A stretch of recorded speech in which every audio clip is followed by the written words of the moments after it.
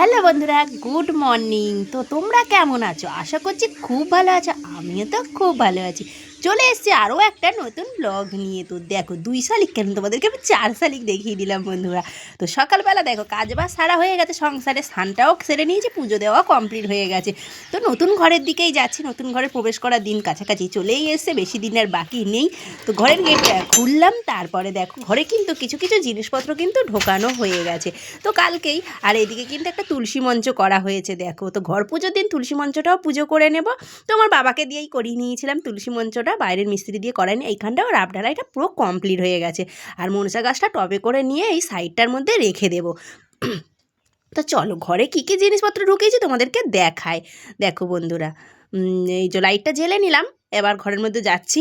এখন জামা কাপড়গুলো এগুলো সব ধুতে হবে, আর আলমারি থেকে সমস্ত বের করে রেখেও দিয়েছি, ছাদের ওপরে পুরো মেলে দেবো। কেননা আলমারির ভেতরে পুরো ঢোকানো ছিল প্রায় 5-6 মাস মতো, ওটাকে বের করে একটু রোদে দিয়ে তারপরে আবার আলমারিতে গোছাবো।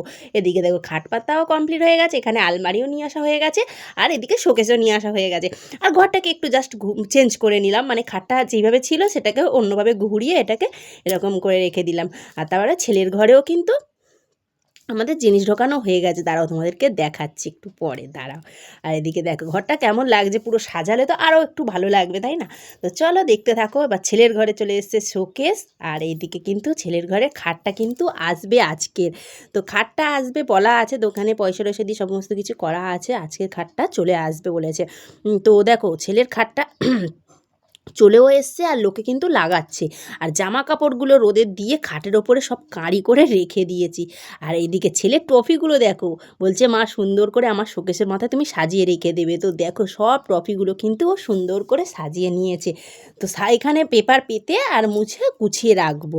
তারপরে কিন্তু সাজগোজ করে চলে গেছিলাম দিদির বাড়িতে। তো দিদিরা নেমন্তন্ন করেছিল যে ইস্টার আছে, চলে আয় আমাদের বাড়িতে।